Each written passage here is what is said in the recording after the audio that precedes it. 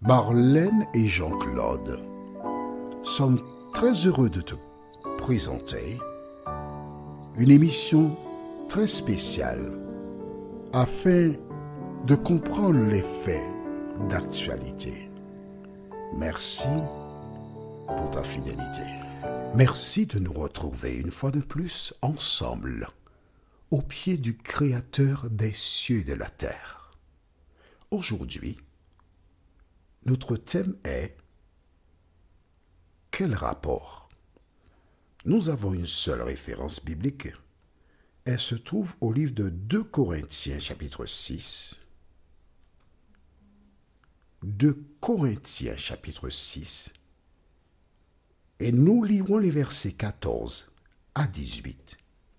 2 Corinthiens chapitre 6, versets 14 à 18. Notre thème est « Quel rapport ?» Avant de l'aborder, recherchons la présence du Saint-Esprit. Notre Seigneur et notre Dieu, nous sommes en train d'étudier le temps de détresse et le millénium. Mais aujourd'hui, nous découvrirons encore une mise en garde afin de préparer tes enfants à affronter les difficultés. Cet esprit, merci de continuer de nous éclairer. Merci de te tenir là et de fixer les paroles dans notre cerveau, nous t'en prions, au nom de Jésus et pour ta gloire éternelle.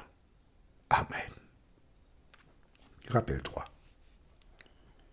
nous avons vu que Jésus lui-même a annoncé dans Matthieu chapitre 24 au verset 15, « Quand vous verrez l'abomination ». Jésus, Dieu, étant omniscient, nous a informé il y a fort longtemps que nous verrons l'abomination.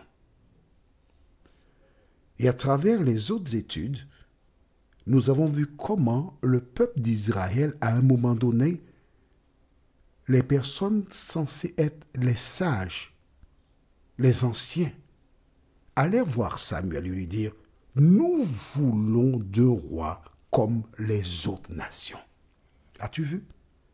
Comme les autres nations. Le diable a incité ces personnes à voir un roi comme les autres nations. On veut ressembler aux autres. On veut faire comme les autres. Mais Dieu avait clairement indiqué dans Lévitique 20, « Je suis saint et vous devez être saints parce que vous êtes mes enfants. » Ensuite, nous avons vu que dans Isaïe 49, versets 1 à 6, ainsi que dans Matthieu chapitre 5, versets 14 à 7, que le plan de Dieu, c'est que dans un premier temps, qu'Israël soit la lumière pour éclairer les autres nations afin qu'elles connaissent l'Éternel. Et ensuite, Jésus a investi les disciples en rappelant que vous êtes la lumière du monde. Dans tous les cas, il y a une différence. Pourquoi? Parce que la lumière est censée aider celles et ceux qui sont dans les ténèbres à voir. Donc, en aucun cas, la lumière ne saurait ressembler aux ténèbres. Ensuite, nous avons vu que le peuple de Dieu est une race élue avec une mission afin d'annoncer les vertus de celui qui nous a appelés des ténèbres à son admirable lumière. Aujourd'hui, nous verrons quel rapport. Nous lirons dans le livre de 2 Corinthiens, chapitre 6, versets 14 à 18. 2 Corinthiens, chapitre 6, versets 14 à 18 déclare, dans la version mabible.net. J'aime cette version pour certains versets, mais lisons. Toi, tu as ta Bible. Bon, eh bien, on y va. Ne formez pas un attelage disparate avec des incroyants. En effet, alors dans certaines versions, tu lis, ne vous mettez pas sous un joug étranger. C'est-à-dire, ne collaborez pas, ne vous mettez pas avec des étrangers. En effet, quelle relation y a-t-il entre la justice et le mal? Ou qu'y a-t-il de commun entre la lumière et les ténèbres? Quel accord y a-t-il entre Christ et le diable? Ou quelle part le croyant a-t-il avec les croyants? Le verset 16 déclare: quel rapport peut-il y avoir entre le temple de Dieu et les idoles?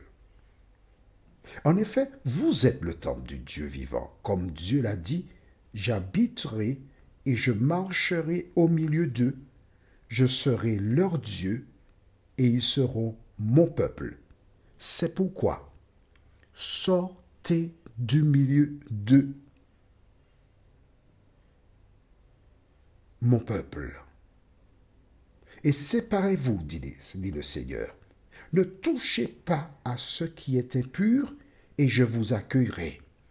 Je serai pour vous un père, et vous serez pour moi des fils et des filles, dit le Seigneur Tout-Puissant.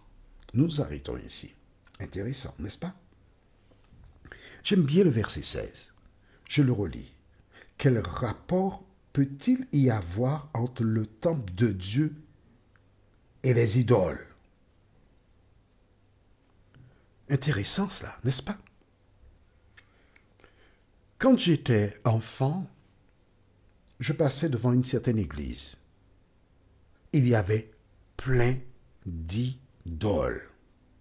Il n'y avait que cela dans cette église. Et puis aussi, bien sûr, des croix. Aujourd'hui, je vois des personnes qui font partie de communautés protestantes, qui se réunissent dans des églises où il y a des idoles. Je t'avoue que je ne comprends pas. Mais en même temps, avec le temps, j'ai compris que le même diable qui par le passé incitait le peuple d'Israël à aller vers les autres nations pour ressembler à ces dernières, c'est le même qui aujourd'hui incite des femmes et des hommes à progressivement abandonner la saine doctrine, progressivement à accepter les choses des autres nations. Mais les Écritures rappellent, et par ces déclarations que nous venons de découvrir, pour certains, parce qu'à l'évidence, beaucoup ne connaissaient pas ces versets, la Bible déclare de manière claire et précise qu'il n'y a pas de rapport. Il n'y a pas de rapport entre le temple de l'Éternel et les idoles. La question que je te pose, toi, qui possède une Bible, qui fait partie d'une communauté chrétienne, lorsque tu lis ce verset,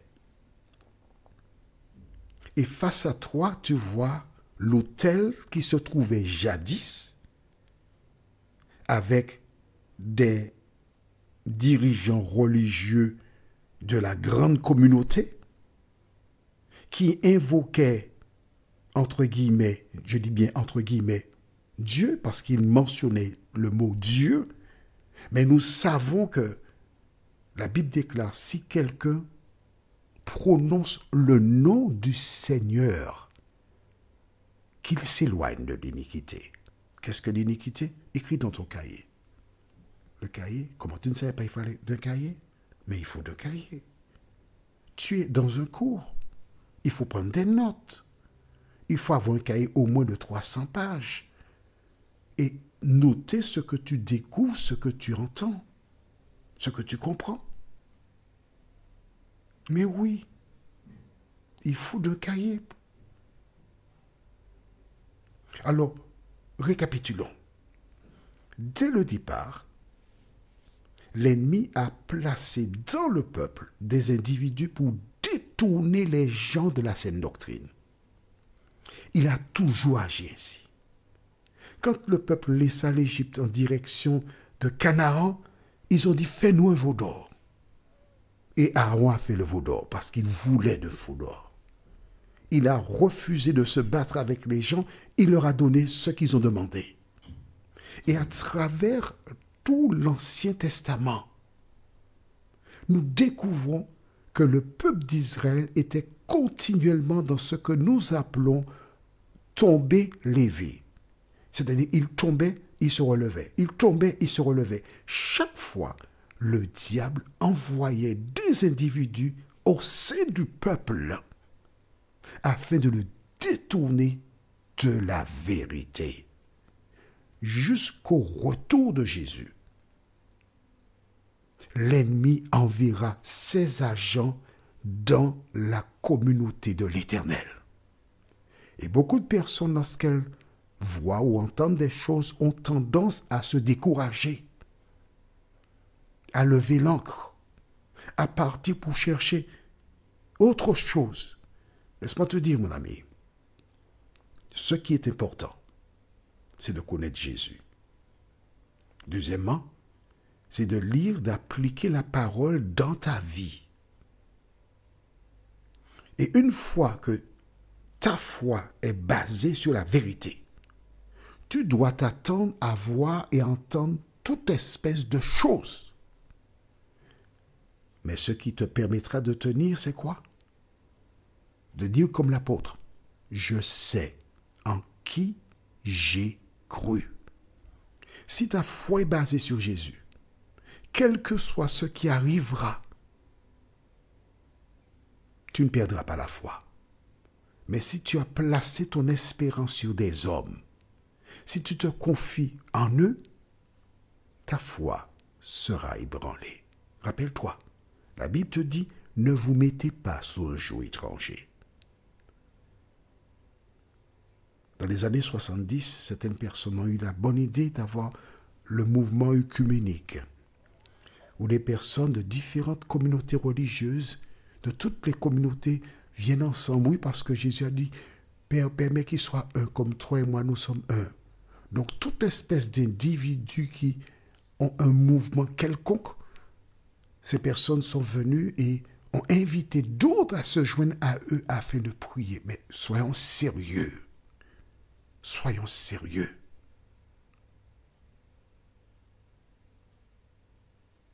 La Bible déclare au livre de Proverbes, chapitre 28, verset 9. Écris ça dans le cahier. Écris ça. Il faut écrire ça. Que dit la Bible? Proverbe 28, verset 9 déclare, si quelqu'un détourne l'oreille pour ne pas écouter la loi, sa prière est une abomination.